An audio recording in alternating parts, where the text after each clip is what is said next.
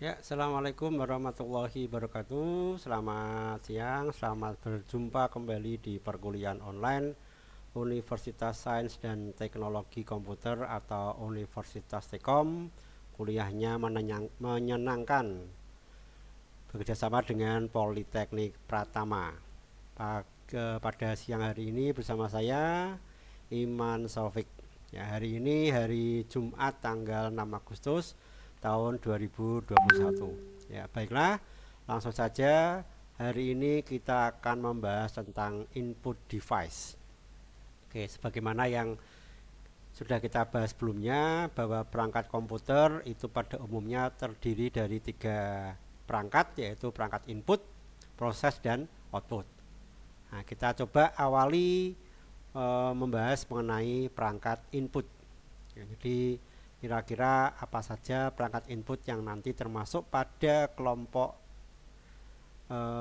input device yang ada di komputer.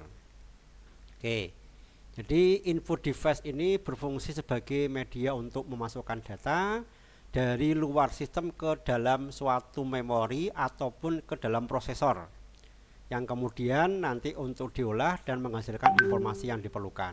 Ya, jadi ada yang sekedar untuk disimpan, ya, misalkan kita menginputkan nama disimpan ke flash disk atau ke memori, atau Anda mungkin nulis pakai Microsoft Word dan sebagainya, Office, ya, disimpan ke memori. Memori di sini tadi bisa berbentuk flash disk, bisa berbentuk hard disk, bisa berbentuk yang lainnya. Atau juga bisa inputan yang nanti dimasukkan ke prosesor, jadi akan diproses dulu baru kemudian hasilnya ditampilkan. Misalnya proses perhitungan, ya, perkalian, pembagian dan sebagainya, aritmetik, ya, itu kita masukkan angka pertama, angka kedua, angka ketiga barangkali dan sebagainya, tapi diproses dulu. Hasil prosesnya kemudian ditampilkan ke layar atau barangkali juga nanti akan kembali disimpan. Nah, jadi ada yang langsung disimpan, ada juga yang perlu diproses terlebih dahulu. Data yang dimasukkan ke dalam sistem komputer bisa berbentuk sinyal input atau berbentuk data, atau juga bisa berbentuk maintenance input atau program. Nah, contoh tadi yang ke memori adalah data, sedangkan yang diolah dulu menggunakan fungsi perhitungan, perkalian, nah, supaya komputer ini bisa menghitung, bisa mengkalikan, atau bisa mengoperasikan aritmetik yang lain, diperlukan yang namanya bahasa pemrograman. Ya, diperlukan yang namanya instruksi atau perintah dalam bentuk bahasa pemrograman. Nah, di mana Anda mempelajari di logika dan algoritma, ya. Oke. Kemudian mengenai sifat peralatan input sendiri ada 2, yaitu peralatan input langsung dan juga ada peralatan input tidak langsung. Peralatan input langsung diantaranya adalah keyboard, mouse, touchscreen, like pen, digitizer, grafik tablet, scanner dan sebagainya. Nah, kenapa langsung? Karena begitu kita memasukkan data, maka akan langsung dibaca oleh komputer, ya, diproses oleh alat pemroses. Kemudian ada juga yang tidak langsung. Jadi kalau tidak langsung ini diproses dulu. Jadi kalau ini bisa langsung dijalankan, bisa langsung dikenal, bisa langsung dibaca. Tapi kalau yang peralatan input tidak langsung ini diproses dulu, baru kemudian nanti akan dilanjutkan ke perangkat yang lain. Ya, misalnya ini punchcard, disket, hard disk. Jadi kita harus memasukkan disket, memasukkan printer dulu, ya, baru kemudian datanya akan dibaca. Masih ingat dulu barangkali kalau yang punya kakak atau orang tua angkatan tahun 80-an, di mana awal-awal tren komputer itu masuk ke Indonesia, ya, tahun 90-an barangkali. Nah, itu kalau untuk memasukkan atau memerintahkan komputer itu harus memasukkan disket dulu. Jadi komputer dinyalakan, disket dimasukkan, baru kemudian kita bisa memerintahkan komputer, ya.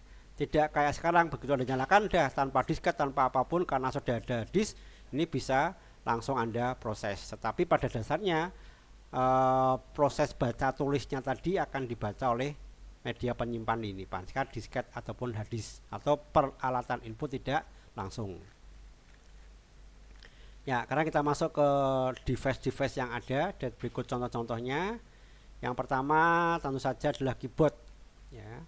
Keyboard berfungsi untuk masukkan huruf, angka, karakter khusus serta sebagai media bagi user atau pengguna untuk melakukan perintah-perintah lainnya yang diperlukan, seperti menyimpan file dan membuka file. Ya, kalau sekarang sih mungkin kita menyimpan dan membuka file tidak pakai keyboard ya. Anda langsung klik aja, misalnya nyimpen gambar disket di pojok kiri atas, atau buka file Anda cukup menggunakan gambar kayak kertas terbuka misalnya. Nah, tetapi sebelum ini untuk menyimpan ataupun membuka file itu semuanya dilakukan melalui perintah yang ada di keyboard.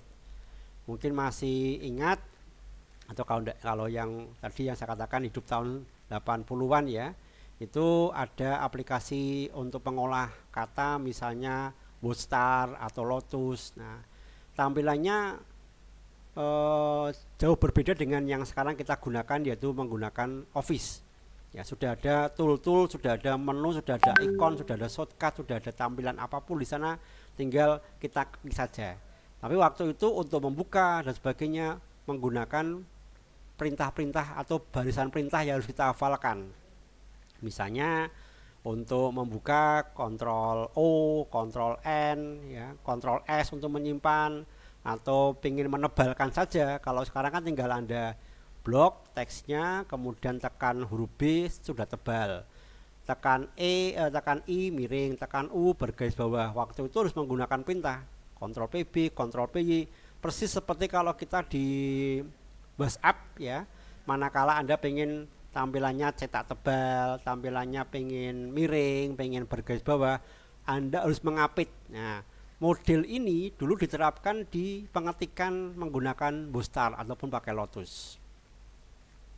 Ya, mungkin ke depan WhatsApp barangkali akan muncul menu untuk menebalkan, tinggal blok gitu ya. Tinggal blok, tinggal kasih apa namanya tombol B.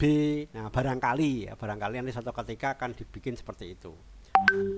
Oke, keyboard komputer ini menyadur dari model mesin ketik yang diciptakan dan dipatenkan oleh Christopher Latham Soule bersama kedua rekannya tahun 1868. Ini sudah cukup lama ya keyboard yang kita pakai umumnya, yaitu keyboard QWERTY. Karena huruf pertama yang ada di atas itu berderet huruf Q, W, E, R, T, dan J. Nah, ini keyboard ini ditetapkan untuk komputer yaitu tahun 1973. Jadi keyboard mesin ketik itu 1868, tetapi keyboard QWERTY yang dipakai untuk komputer itu tahun 73. Diresmikan sebagai keyboard standar ISO. ISO itu International Standard Organization, jadi semacam lembaga yang memberikan sertifikasi pada sebuah produk, ya, baik itu produk alat maupun produk jasa.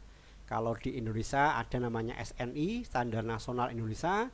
Kalau ISO ini standar internasional. Jadi disepakati oleh semua negara. Oke.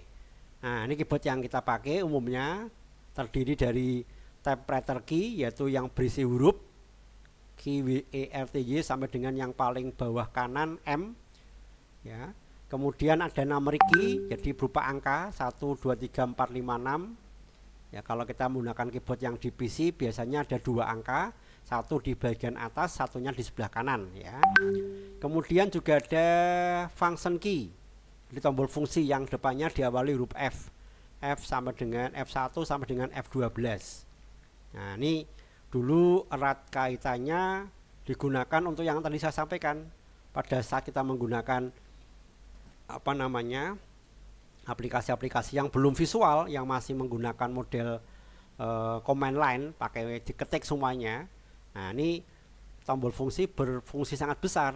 Misalnya mau mengcopy, mau menghapus, mau mengganti nama, ya, atau misalnya menyimpan, ya. Kalau sekarang kan tinggal klik ya. Kalau dulu pakainya tombol itu F5 misalnya, ya, mengcopy, F6 misalkan memindahkan dan sebagainya. Nah, cuma memang terkadang berbeda antara satu aplikasi dengan aplikasi yang lainnya untuk fungsi yang ada di tiap tombolnya.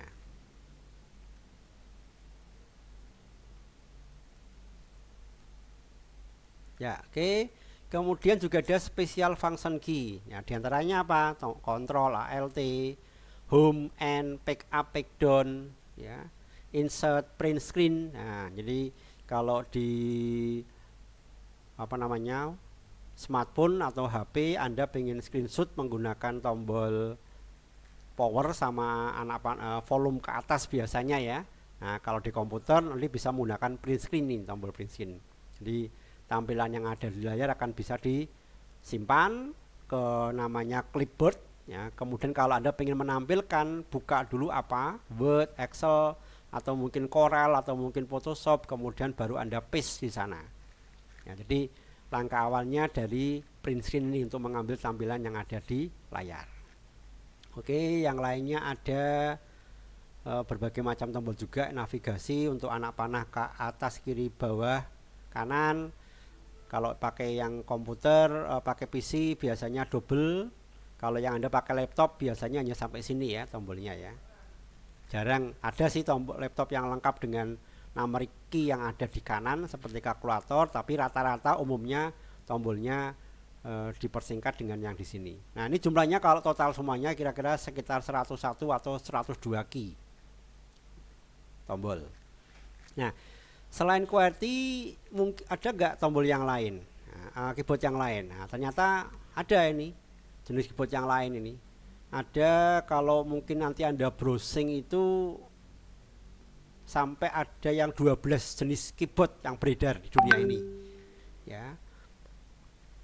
Bukan termasuk keyboard yang pakai Arab atau Cina atau mungkin pakai bahasa India atau yang lain ya. Jadi keyboard yang pakai alfabet A, B, C, D, E itu aja macamnya bisa sampai 12 jenis ya, untuk model dan tata letak dari tombol-tombol yang ada di dalamnya.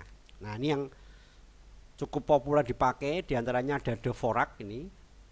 Dvorak ya, dia mengumpulkan huruf vokal ya.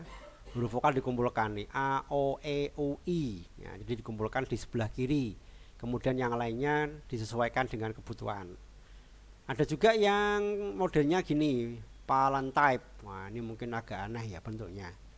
Kayak keyboard luar angkasa begitu, alien. Futuristik. Huruf konsonannya berada di tengah ya, di tengah. Kemudian juga ada Klonkenberg. Nah, Klonkenberg sebenarnya QWERTY juga, cuman bentuknya dipisah. Ya, dipisah. Yang ini digunakan untuk tangan kiri, yang ini untuk tangan kanan. Ya, konon katanya untuk penggunaan seperti ini lebih efektif, lebih efisien manakala Anda lebih banyak menulis atau mengetik. Nah, cuma saya belum tahu apakah itu benar ya, karena ya jarang di Indonesia menggunakan keyboard jenis Klonkenberg ini. Kemudian juga ada alfabetik ya. Alfabetik ini sesuai alfabet A, B, C, D, E. Nah, ini lebih banyak dipakai untuk yang usia balita, untuk memperkenalkan abjad ya, huruf, angka ya, kemudian memperkenalkan perangkat TIK ya, untuk pembelajaran. Nah, tapi kalau umumnya yang dipakai ya QWERTY tadi. Sampai kemudian suatu ketika keyboard ini juga dipakai untuk di smartphone, di handphone yang dulu zaman Nokia, Ericsson itu kan masih pakai angka semuanya ya, seperti angka yang ada di kanan keyboard Anda seperti kalkulator. Kemudian tiap angka itu ada 3 huruf A, B, C, D, E, F. Jadi kalau kita pengen A cukup tekan sekali, kalau pengen B berarti tekannya agak lama 2 kali dan seterusnya. Nah, kemudian muncul ada keyboard QWERTY yang waktu itu diadopsi oleh yang namanya BlackBerry. Nah, tombolnya tombol fisik. Di handphone ya muncul tombol lengkap QWERTY seperti halnya di mesin ketik atau di komputer. Kemudian sekarang muncul ada virtual keyboard ya, yang berupa touchscreen yang banyak kita gunakan untuk di perangkat smartphone. Ya, itu kira-kira perkembangan mengenai keyboard ya dan macam-macamnya. Oke, kita lanjut. Berikutnya adalah mouse. Nah, mouse ini sebenarnya pengganti keyboard ya. Jadi untuk menggerakkan arah kursor ya ke layar, ke kanan, kiri, atas. Nah, cuman kalau keyboard kan hanya bisa ke atas, kanan, kiri, bawah ya. Kalau mouse ini bisa juga nyamping ya, secara diagonal. Nah, ini banyak dimanfaatkan untuk keperluan tadi sehingga proses pekerjaan kita bisa lebih cepat pada waktu memindahkan posisi dari layar atau posisi dari penulisan. Ya, bahkan yang sekarang kita gunakan ada fungsi scrollnya, di mana kita bisa menggulung halaman atau menggulung tampilan di layar dengan lebih cepat. Ya, kalau dulu ya pakai keyboard anak panah itu ke bawah ke atas. Ya, umumnya tadi ada 3 tombol, tombol kiri dan tombol kanan. Ini bisa disesuaikan. Kalau Anda yang terbiasa pakai tangan kanan normalnya, maka tombol utamanya berada di tombol kiri. Ya, tombol kanannya digunakan untuk menu bantu. Tetapi sebaliknya kalau Anda misalnya kidal, ya kidal, maka pekerjaan kan pakai tangan kiri ya. Dari jari telunjuknya itu ada di sebelah kanan. Nah, ini bisa kita setting. Ya, bagaimana memindahkan mouse-nya dari fungsi tombol utama ke tombol alternatif. Bisa Anda atur di bagian kontrol panel pada Windows. Masuk kontrol panel, ya. Kemudian di sana juga ada pengaturan mouse. Nah, nanti bisa Anda pilih left hand ataupun yang right hand. Kemudian itu lagi ada scroll untuk memindahkan posisi tadi. Nah, kalau kita lihat gambar di sini ada kayak flash disk ya. Ini bukan flash disk tetapi receiver. Jadi mouse yang ditampilkan di sini adalah mouse yang nirkabel, mouse wireless, mouse yang tanpa kabel. Sehingga untuk menggerakkannya pakai sinyal Bluetooth ya. Bluetooth dipancarkan dari receiver ini ke mouse-nya tadi untuk menggerakkan posisi layar pada saat mouse-nya Anda gerakkan. Mouse yang lama bahkan pakai roda ya, yang pakai kabel. Nah, tapi sekarang umumnya mouse itu tanpa roda, tanpa bola. Jadi menggunakan sensor untuk menunjukkan di mana posisi aktif di layar. Oke, lanjut. Nah, ini juga mouse juga namanya touchpad ya, ada berbagai macam bentuknya. Sering kita jumpai di laptop atau di notebook atau netbook. Ya, jadi dengan cara menggerakkan sentuhan di jari pada layar datarnya ini. Ya, ini fungsinya sebagai pengganti mouse. Ya, kemudian selain touchpad juga ada model masukan yaitu berupa pointing stick dan trackball. Nah, pointing stick ini juga di laptop ya, tapi jarang sih kita menjumpai, hanya laptop tertentu. Biasanya laptop yang ukurannya cukup besar itu ada tombol warna merah ya, diletakkan di tengah-tengah antara GHB ini. Umumnya di sini. Nah, ini kalau Anda sentuhkan fungsinya sama kayak touchpad. Ya, kayak touchpad. Ya, jadi sebagai pengganti untuk menggerakkan arah kursor karena GHB itu kan kebetulan di tengah-tengah keyboard ya, maka posisinya letakkan di sana. Kemudian juga ada lagi yang bentuknya bola kayak gini. Nah, kalau ini tadi umumnya berada di tengah-tengah tombol, tengah-tengah laptopnya. Kalau ini umumnya berada di pojok, entah pojok kiri atau pojok kanan, tapi kebanyakan pojok kanan ya. Nah, ini bolanya bisa Anda gerakan untuk menggerakkan kursor yang ada di layar, kemudian yang di samping bawahnya ini untuk klik kiri dan klik kanan. Kalau yang tidak punya klik kiri ya, tidak punya klik kiri, tidak punya klik kanan, jadi hanya fungsinya untuk menggerakkan saja. Ya. Kemudian juga ada like pen. Nah, like pen ini pointer elektronik, jadi untuk memindahkan posisi kursor juga, tapi sekaligus bisa untuk gambar. Ya, menggambar langsung di monitor. Bedanya dengan digital tadi tablet ya. Kalau tablet kita gambarnya di tabletnya, kalau ini gambarnya langsung di monitornya. Ya, cuma memang tidak bisa untuk menggambar yang dengan bentuk yang membulat dan sebagainya. Biasanya umumnya menggunakan model-model pixel umumnya. Ya, ini dulu banyak dipakai untuk mendesain gambar secara sederhana dengan di bagian monitornya. Atau juga ada beberapa game ya, dan dia punya kabel yang nanti terhubung ke komputer yang kita gunakan. Like pen. Jadi hampir mirip dengan stylus. Kalau stylus itu lepas, dia tidak terhubung langsung ke komputernya ya. Jadi stylusnya bisa Anda bawa kemana-mana gitu, atau bahkan kita bisa menggunakan stylus yang lain. Kalau ini punya kabel terhubung ke komputernya. Ya, berikutnya ada joystick dan game pedal. Nah, yang senang main game ya, PS2 sampai sekarang ada PS5. Ini bukan barang yang asing ya. Pastinya bahkan ada yang bentuknya kayak setir untuk jenis game yang memang jenis driver. Ya, jadi Anda bisa ngebut dan sebagainya seolah-olah kayak beneran memegang setir ya. Nah, kalau ini biasanya untuk game-game yang ya jalan, game yang apa tembak-tembak dan sebagainya itu, sepak bola bahkan bisa ya. Oke, joystick umumnya berbentuk tongkat, kemudian kalau game pedal ini, nah cuma kita umumnya rata-rata nyebutnya joystick ya. Ada yang namanya joystick itu yang ini, yang ada kayak tongkatnya ini, yang kita bisa menggenggamnya. Kalau yang bentuknya kotak ini lebih tepat disebut dengan game pedal. Kemudian ada tombol-tombol start, tombol reset, tombol X, Y, Z ya. Ada yang pakai simbol anak panah, segitiga, lingkaran, kotak dan sebagainya ya, untuk penggerakan kursor juga, menggerakkan objek yang ada di layar berkaitan dengan game yang dimainkan. Nah, berikutnya adalah barcode. Nah, tentunya sering Anda jumpai kalau Anda membeli di swalayan atau Anda membeli buku ya, di belakangnya itu ada barcode-nya juga. Apalagi produk makanan ya, ini juga menggunakan barcode. Jadi barcode ini barcode satu dimensi ya, jadi bentuknya memanjang ya secara horizontal begitu dengan posisi garis yang vertikal.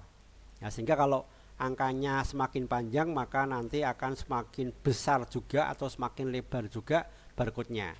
Dia perpaduan antara garis tebal tipis serta garis warna putih yang ada di antara garis warna hitam. Nah, itu akan dibaca menjadi angka-angka tertentu. Bisa huruf, bisa angka, tetapi umumnya yang digunakan adalah angka. Nah, kemudian untuk membaca ini diperlukan yang namanya barcode reader, berupa sinyal, sinar ya, sinar yang nanti diarahkan ke barcode-nya tadi.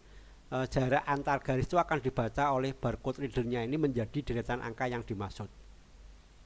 Ya, ada yang 13 digit. Umumnya kalau yang makanan 13 digit ya. Kalau yang buku obat itu sampai 24 digit jumlah angka yang tampilkan di sini. Ya, ini teknologi barcode. Nah, teknologi ini masih dipakai, tetapi lambat laun mulai ditinggalkan karena muncul yang namanya QR code. Nah, quick response code. Ya, jadi ini revolusi atau evolusi dari barcode yang satu dimensi menjadi 3 dimensi. Kalau yang barcode tadi memanjang ke kanan ke kiri, kalau ini bisa horizontal, bisa vertikal, sehingga jumlah data yang bisa disimpan di sini bisa lebih banyak. Nah, dan uniknya untuk bisa membaca ini kita tidak memerlukan peralatan seperti barcode reader tadi. Anda bisa memanfaatkan kamera ya, kamera smartphone misalnya untuk membaca atau memindai ya, men-scan gambar yang ada di sini.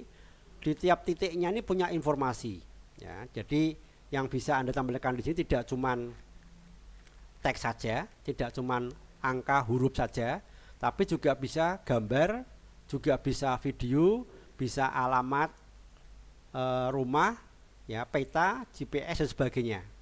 Ya, dia mampu membaca 2089 digit untuk yang berbentuk alfabet, sedangkan kalau yang bentuk angka ya, ini di angka. Kalau yang 4000 ini bisa dalam bentuk karakter ya, jadi tanda baca dan sebagainya bisa. Kalau yang barcode tadi hanya bisa angka saja umumnya, walaupun huruf bisa ya, tapi umumnya menggunakan angka. Kalau ini sembarang teks yang ada di keyboard itu bisa dibaca oleh QR code ini. Nah, sekarang semua pakai ini pembayaran ya, tinggal QR code. Anda beli BBM di pom bensin, mau bayar tinggal scan QR code-nya ya. Anda ada Gojek atau Grab beli makanan atau barusan Anda menggunakan jasanya, mau bayar tinggal scan QR code-nya dan sebagainya. Jadi banyak informasi yang bisa kita dapatkan dari QR code ini. Oke, berikutnya adalah scanner. Nah, ini fungsinya untuk memindai. Jadi kalau ini nanti memindai bentuknya berupa kode, kalau ini memindai gambar, memindai teks ya, yang tadinya bentuknya masih kertas, kemudian disimpan menjadi file digital. Kalau fotokopi dari kertas kembali ke kertas ya, masuk tampil kembali outputnya kertas. Kalau ini dari kertas atau dari foto atau dari gambar dan sebagainya, kemudian outputnya dalam bentuk file. Nah, sehingga di istilah teknologi paperless nanti bisa kita manfaatkan ya. Jadi sebagaimana kita ketahui, semakin banyak kertas itu dipakai, artinya akan semakin banyak pohon yang akan ditebang. Dengan kata lain, akan semakin banyak pula hutan yang nanti akan gundul, ya akan habis pohonnya. Karena untuk membuat kertas itu membuatkan serat kayu. Nah, dengan menggunakan model pemindai ini ya, maka dokumen-dokumen yang lama tidak perlu kita fotokopi ulang atau kita cetak ulang, tetapi cukup kita scan kemudian bisa disimpan menjadi sebuah file. Sehingga ukurannya bisa lebih kecil dan yang lebih penting lagi tadi adalah paperless ya. Dan sekarang kan banyak yang seperti itu ya. Rapot, rapot ya toh. Terus apalagi?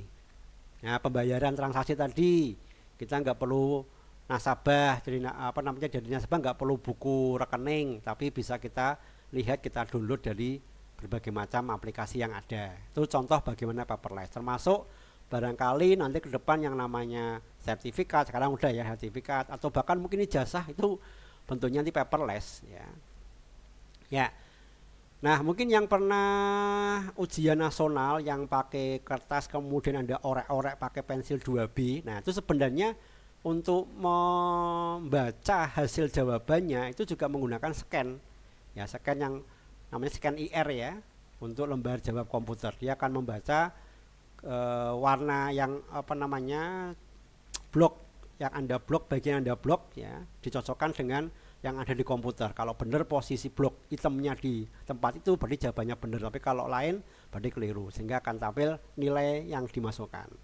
Nah, ini proses beberapa waktu yang lalu sebelum sekarang yang menggunakan benar-benar lembar jawab komputer ya, di komputer langsung kita jawabnya langsung di komputer ya. Tapi kalau dulu kan masih pakai kertas, tapi ngoreksinya bukan orang melainkan pakai mesin pemindai.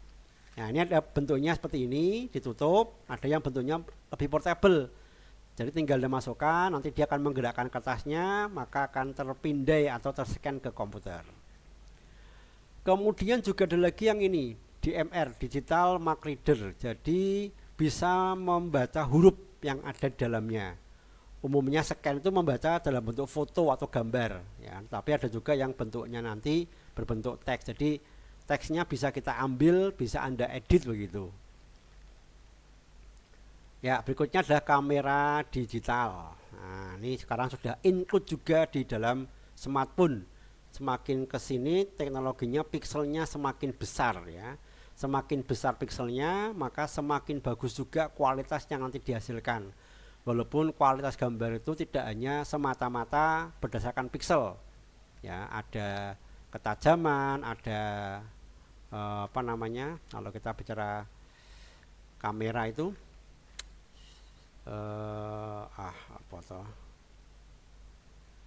ya macam-macam lah ya. Saya nggak begitu paham tentang kamera soalnya ya, tapi ada banyak hal yang nanti menjadikan gambar itu menjadi berkualitas. Salah satunya adalah pixel ini ya. Oke, mikrofon dan headphone ya, ini untuk merekam dan memasukkan suara. Jadi seperti yang saya pakai saat ini, saya merekam suara untuk saya broadcast, kemudian saya upload dan bisa didengar oleh teman-teman. Saya menggunakan mikrofon. Ada juga pakai headphone, jadi perangkat pendengar sekaligus juga punya mic-nya ya. Oke, nah ini graphic pad ya, komputer ID design. Ini bagi teman-teman yang grafis. Nah, nanti mungkin kalau sudah praktek di kelas ya, di kampus, Anda juga akan diperkenalkan dengan tablet semacam ini. Ini bukan tablet yang seperti smartphone ya, tetapi tampilannya hanya blok warna hitam atau putih. Ya, begitu ini Anda orek-orek, gambarnya nggak tampil di sini, tapi tampilnya di monitor nanti. Nah, tampilnya di monitor. Berbeda dengan tadi yang yang lag pen tadi ya. Jadi kalau lag pen gambarnya langsung di monitor, kalau ini gambarnya di alat ini dulu. Karena desain itu kadang-kadang butuh sentuhan tangan yang lebih fleksibel. Kalau kita menggunakan mouse itu kadang-kadang membuat lingkaran, membulat dan sebagainya agak susah ya. Tapi kalau kita menggunakan pena atau pensil itu relatif lebih mudah. Nah, ini untuk membantu teman-teman yang memang lebih biasa menggunakan desain analog, desain langsung, kemudian pengen dibuat digital. Nah, ini gambarnya tampil di monitor, kemudian tinggal finishingnya. Ya, kita larikan ke aplikasi ya, misalnya ke Corel, Photoshop ataupun yang lainnya. Ya, oke. Demikian untuk jenis-jenis input device yang bisa saya sampaikan. Tentunya masih banyak lagi teknologi baru, teknologi terkini yang barangkali belum masuk ke dalam rangkuman yang saya bahas, seperti kamera CCTV yang sekarang juga digunakan sebagai input ya, e-tilang misalnya ya. Jadi kalau Anda misalnya di jalan protokol tidak pakai helm atau mungkin